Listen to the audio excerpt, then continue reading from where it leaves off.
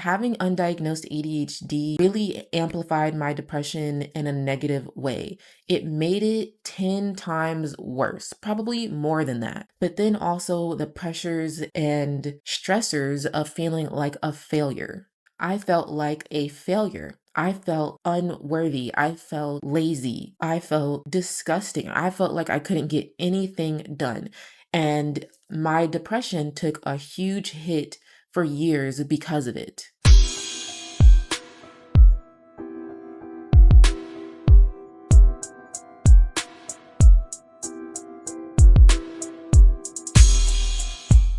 What is ADHD? Well, according to the Center for Disease Control and Prevention, ADHD is a chronic condition including attention difficulty, hyperactivity, and impulsiveness. And for me, my ADHD journey took about 23 years to get to a point of being diagnosed. But let's take a step back and go through the journey so we can see how being undiagnosed affected me. So if I'm being completely honest, I really don't remember seeing any symptoms in elementary school. I really don't remember much of anything from elementary school. My memories really, when it comes to seeing symptoms related to ADHD, pick up at around 7th grade. In that year, I had just moved to a new area, a new school, and it honestly was a very terrible experience for me. I typically before that did pretty well. I made pretty decent grades, but that year there were some classes where I had maybe like a C here or there. But again, I still was able to get schoolwork done despite this. That year, I experienced a ton of bullying and just a lot of rejection for a lot of reasons that could be another topic for a whole nother video. This school was a predominantly like Black and Hispanic school, which I had never been at before. And I was excited to be there, but they were not excited to have me. And I remember from that point on, I have memories of struggling to do my homework. I would get home and feel like I wanted to get my assignments done, but I couldn't. But I somehow, at the last minute, was always able to do my assignments, so much so that I was making pretty decent grades. I was able to work really well under pressure, despite having a lot of other stuff going on in my life behind the scenes. And that was a very distinct memory for me. Everything was last minute, unless it was something I was very interested in or excited about. And this structure really worked for me. I was able to graduate high school with I think around a 3.8 GPA or something like that, which is really good. But little did I know things were about to go downhill very quickly once I got to college. So fast forward to my freshman year of college, I was very excited. I did pretty well in high school, so I'm thinking I'm gonna do just as well in college. But the thing that I didn't realize, because I did not know I had ADHD, is that really the only thing that was keeping me afloat and helping me make good grades in high school was the fact that it was structured. I would a lot of times do my homework from the previous class in the next class or at lunch when I had downtime, because that type of academic environment was already kind of set up for me.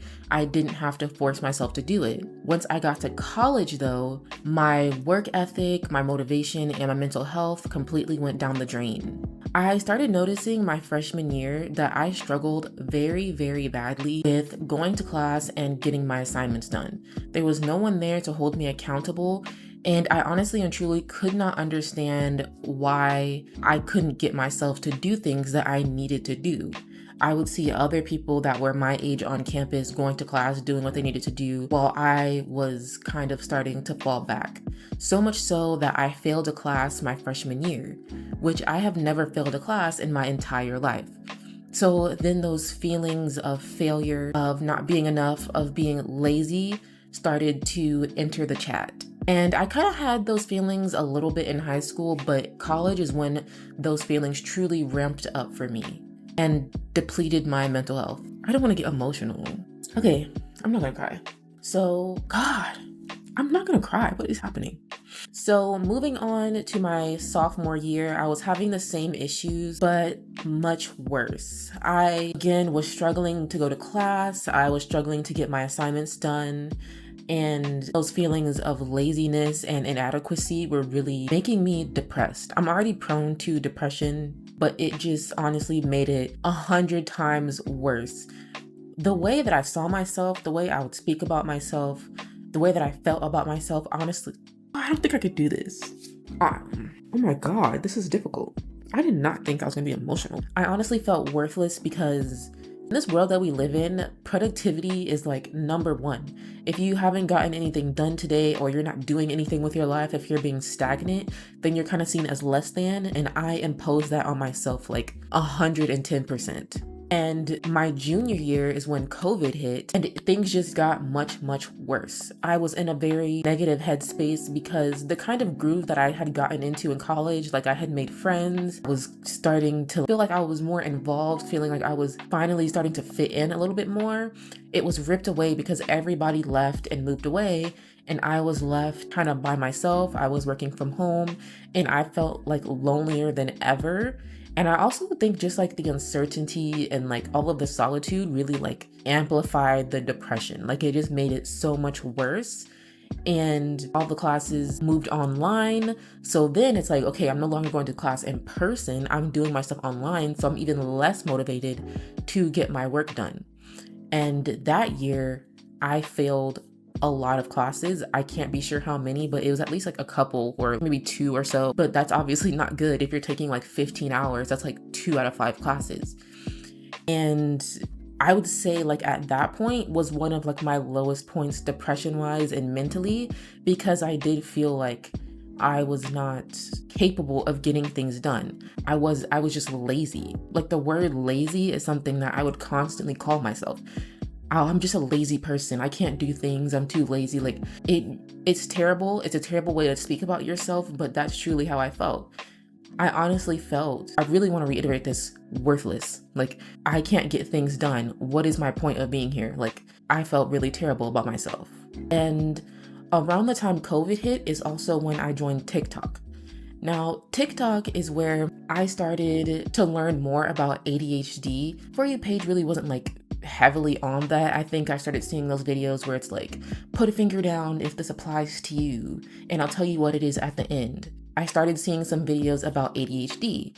And honestly, at this point, it had never ever crossed my mind that that is something that I could have, like ever.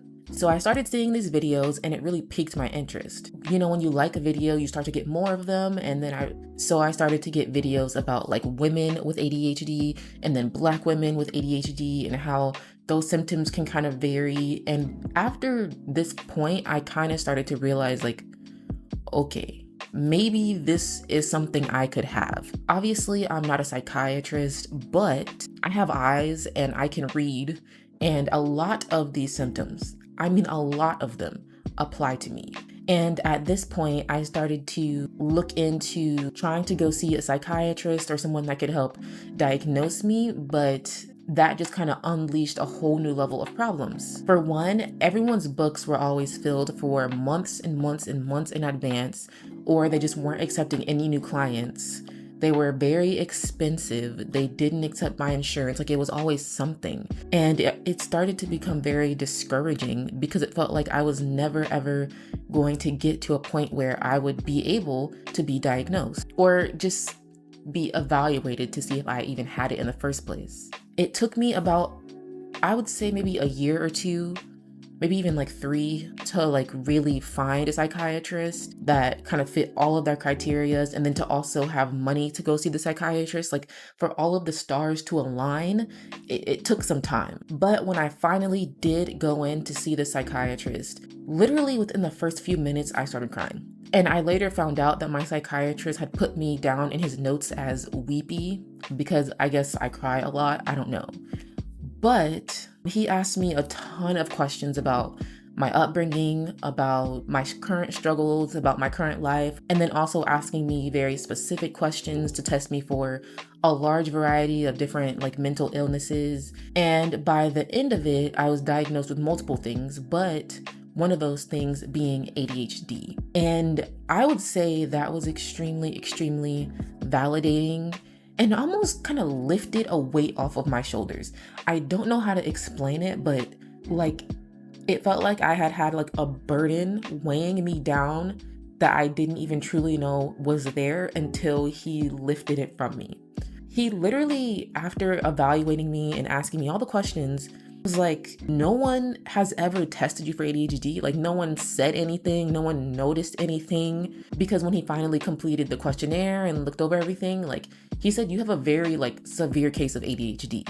Like, how has no one ever noticed? How has no one ever looked into this? How has no one ever given you resources? I genuinely can't even tell you how validating that was. It literally changed my whole perspective of myself. And like, it may sound dramatic, but it even changed my life in a way.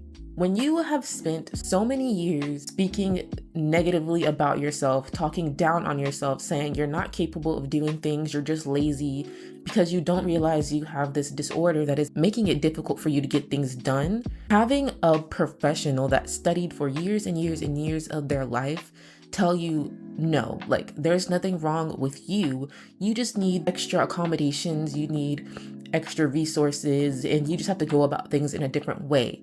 Your brain just works differently. It's not bad, there's nothing wrong with you, it's just different. And you're operating in a world and in a system that does not accommodate for people with brains like yours. Those words changed my life. It allowed me to have more compassion for myself and the way that I speak about myself. I honestly can't imagine what my life would be like at this point if I never went to see a psychiatrist, if I was never diagnosed. I don't know what it would look like. I honestly and truly feel like hearing those words, the ability to give myself grace and compassion. If I'm not able to get something done, it's not, you're lazy, there's something wrong with you. It's, oh, my ADHD is kind of making this difficult for me. How can I work this and go about it in a way that works for my brain?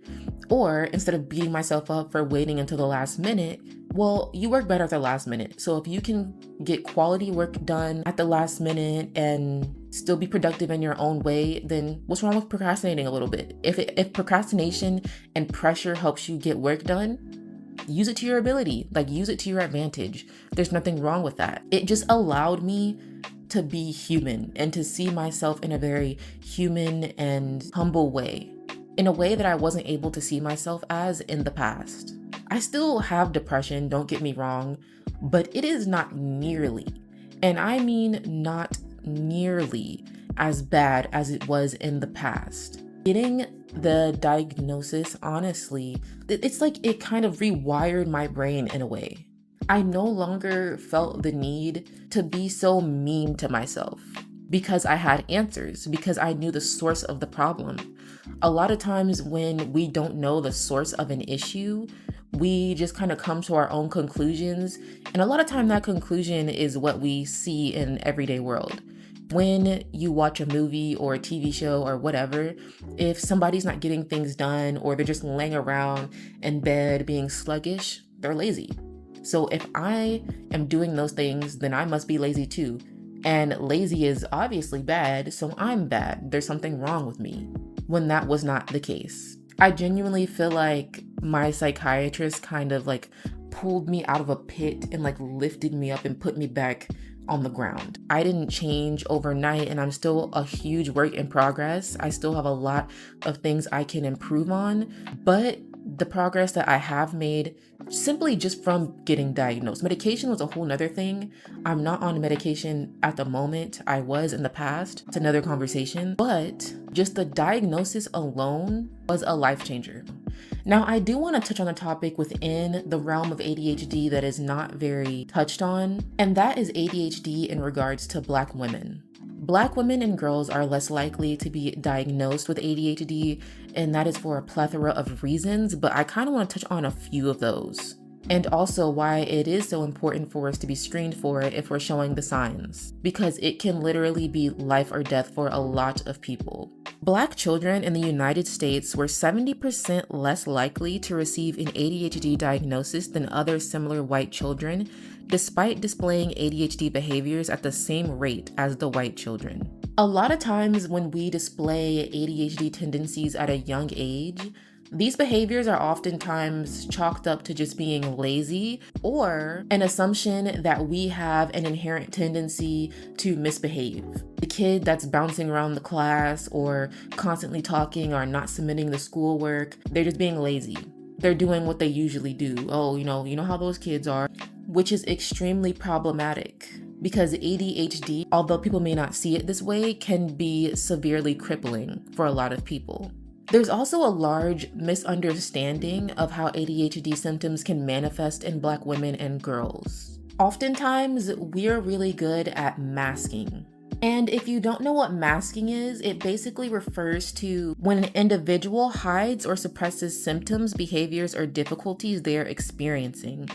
While it can happen intentionally, it often occurs unconsciously over time as an individual receives negative feedback for their authentic presentation. Now, while I was doing research for this video, I found a really awesome paragraph that really sums this up really well that I want to share with you guys. It says it better than I honestly ever could. Black women face the pressure of the superwoman schema. Its aspects include feeling obligated to appear strong and suppress emotions, resistance to being vulnerable or dependent on others, determination to succeed, and feeling obligated, which can heighten stress and make it difficult to consider, assess, and treat mental health conditions. Similarly, Black women are often culturally associated with strength, pressured to be strong in every single situation, even if it means putting themselves second, as well as the expectation of us to be domesticated, the fixers and nurturers.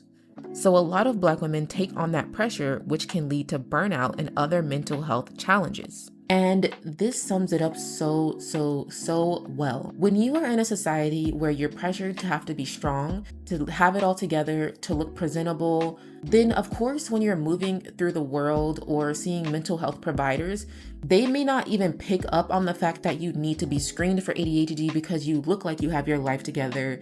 You know, maybe your hair is done, maybe your nails are done, maybe you're thriving in your career, you seem very strong and like you can persevere, when in reality, you're masking. Putting on that mask, putting on a facade to get you through, but like that article said, that oftentimes leads to burnout. And not only can it lead to burnout, but also to depression. Like I mentioned earlier, I'm already prone to depression, but having undiagnosed ADHD really amplified my depression in a negative way. It made it 10 times worse, probably more than that. Not only am I already dealing with the chemical imbalances that are naturally in my head, but then also the pressures and stressors of feeling like a failure.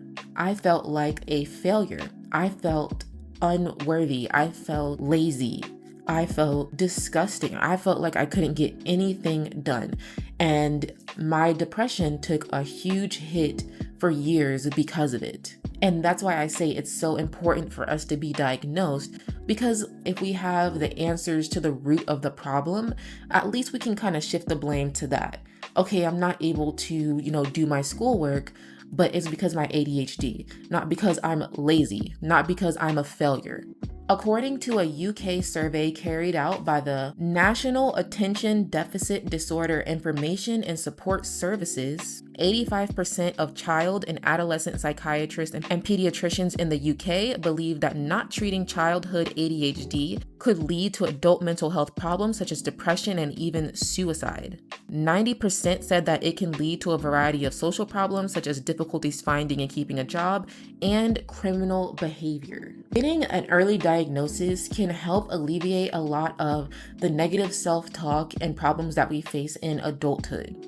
It can also allow us to get the accommodations that we need a lot earlier so we don't end up in positions like I did, failing out of classes and wasting money in college. If I would have known earlier, I could have taken my letter of diagnosis to the disabilities office and said, hey, I need some help. I know my university offered something like an extra 2 weeks on assignments, and that would have been super helpful for me to get my assignments done. It's not just a silly little mental health disorder. Oh, ADHD is so fun. I look around the room, I can't focus.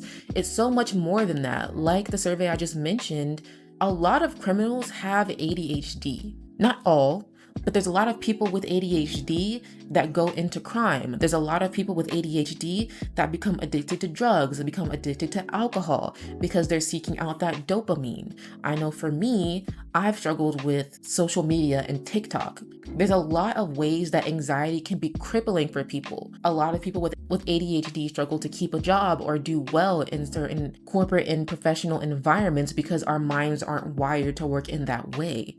In a lot of ways, ADHD is life or death. And that's why I say my diagnosis saved my life. So to end this video, I do kind of want to leave a message to people that do have ADHD or something similar, or can just relate in general. Even if you haven't gotten to the point of getting a diagnosis or being assessed, please give yourself grace. Life is hard enough. People are already mean enough.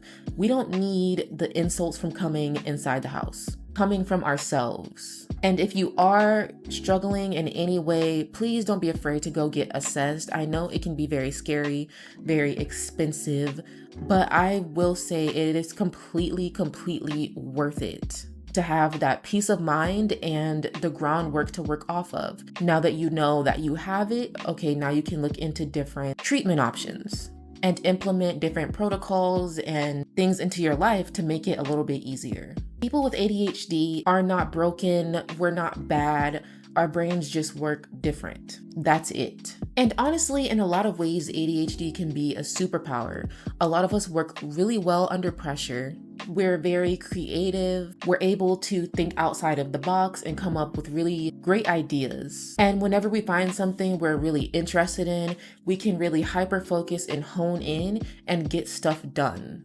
I would say that's pretty impressive. But that is going to be the end of today's video. I want to thank you guys so much for watching this video. It was very emotional for me. If you can relate or you know someone that can relate, please share the video, leave a comment below so that we can have some discourse and communication about it, because I know this can be a really sensitive topic. Obviously, it is for me. And if you ever feel like you need someone to talk to or have any questions in regards to ADHD, don't be afraid to either comment something down in the comment section down below or message me on one of my social media platforms. Probably Instagram would be the best, because I would love to see if I can help you out. But yeah, thank you so much for watching. Don't forget to hit the subscribe button, hit the like button, and the notification bell so you can be notified whenever I do post videos. And my socials will be linked down in the comment section down below. Thank you so much for watching. I'll see you guys in the next video. Bye.